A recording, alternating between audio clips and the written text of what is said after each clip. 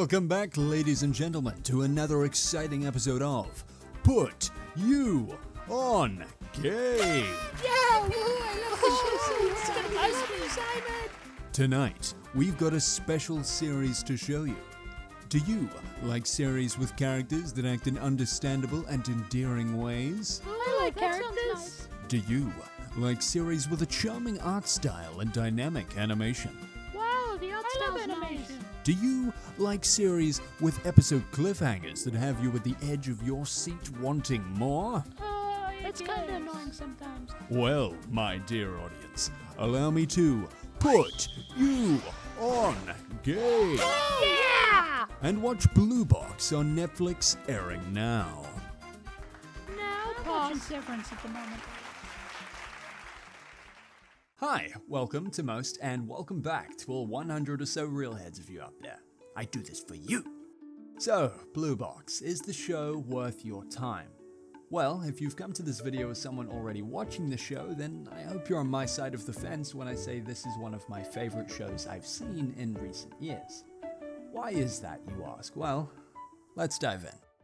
Blue Box is a high school romance anime. Wait, no, don't leave. Give it a chance, please. Oh, you're still here. Good choice.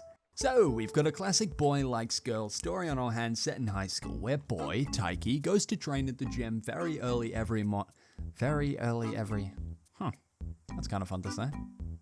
Anyway, there he finds girl, Chinatsu, who without fail arrives before him and is already slamming buckets every time. Now, Chinatsu is pretty, she's dedicated, she's the ace of her school's basketball team, she's in freaking magazines, and she's a year older. So naturally, Taiki develops a huge crush on her. To fast forward a bit, Chinatsu's parents gotta move out of the country for work, but Chinatsu wants to stay and play basketball for her school team. So her parents set her up to live at an old family friend's house, and in the way only a TV script could, that family friend is Taiki's mother. And with that, we have our premise, our setup. Interesting enough that I'm clicking next episode at the end of this one, and in the very unlikely scenario that you saw my first video where I talk about openings, well, you'll know my thoughts about this show's one. I want to hear that OP again, and sure, let's see where the story goes.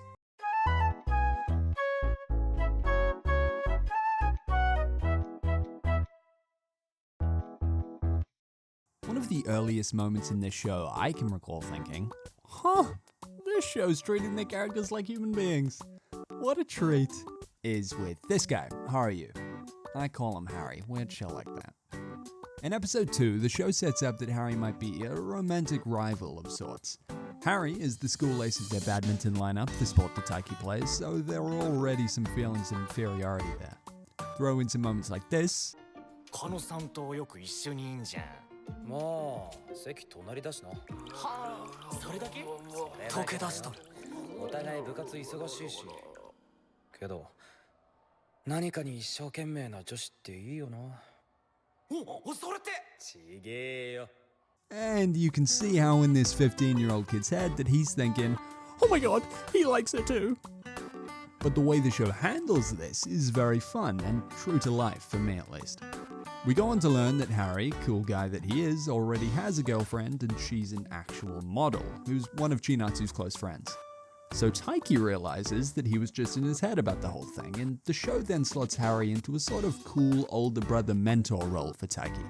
Now I really appreciated this as someone who had kind of a similar relationship with a senior in my own high school experience. Back when I did theater sports in high school, well, it was actually really cool and it was really fun and you're jealous. I too had a cool, handsome senior guy that was better than me. And as the show depicts, when you're a teenager, that can feel pretty intimidating. But as I saw more and more of him at competitions and during practice, I came to realize he was just a really sweet old goofball, and we became friends. One time, when I was waiting for my friends to walk home from school with, I was standing alone next to a tree, like a loser. And he goes, "Yo, Simon, catch!" And he throws me a chocolate muffin and gave me a thumbs up. Just know, after this moment, I would go to war for that man. So the show depicting a relationship so close to something I've experienced in my own life was very cool and refreshing. As opposed to when anime shows you some shit like this.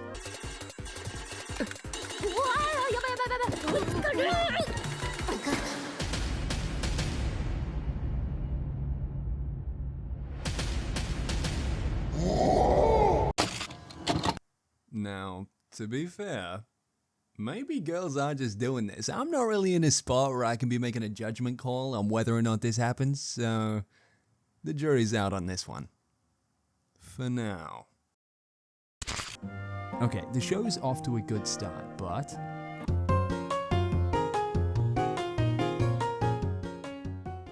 a character who you meet very early on but truly gets in focus later is Hina, who is the Simone Biles of rhythmic gymnastics and a longtime friend of Taiki's. Hina here has a crush on Taiki. Now at this point in the story, all of Taiki's friends knows he likes Chinatsu, including Hina. So what does she do? Does she wait 73 episodes to stumble into a Taiki, I like you. No, the show respects your time and importantly respects their characters. When Hina is put under the newfound pressure of the guy she's liked for years all of a sudden showing interest in a girl who also just moved in with him, she realizes, well damn, if I want a chance in this race, I gotta put my foot on the damn gas. So she just confesses to him. And Taiki, being the teenage boy that he is, doesn't respond the way you should when the Simone Biles of your high school says they like you. You honor me, madam. From this day forth, I shall fervently serve you until the very heavens themselves tear me from your side. No. He just stands there looking all gormless. So Hina is left having just done a mic drop confession. She says she doesn't need an answer yet and leaves him with his thoughts. So, all of their interactions from here on are obviously colored differently. Don't get me wrong though, they aren't doing this all of a sudden. 強引に抱きついたりとか、キスしたりとか。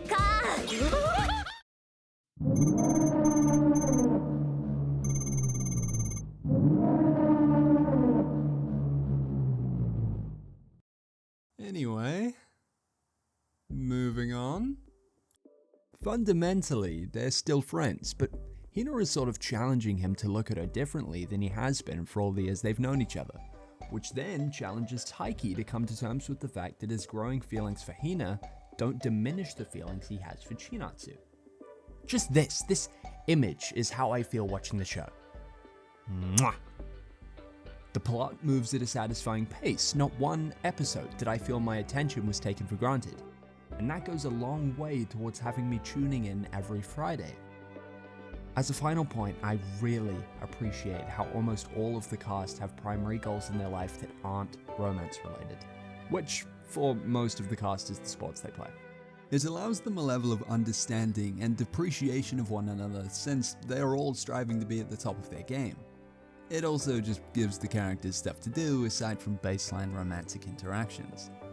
You can see how they grow to care about each other more and more because their understanding of each other's lives mixed with their proximity to each other's lives leads to the fun romantic moments that a lot of people watch the genre for. Myself included. Don't get me wrong, I'm blushing and kicking my feet at moments like this as well. So yeah, give Blue Box a go if you haven't already. This is the second time I've talked about it. I think you've gathered. I really, really like this show. Take us away, Simon. Thank you for watching this week's episode of Put You on Game. Simon married me. Wow. And see you next week, month, maybe. I don't know, we'll see.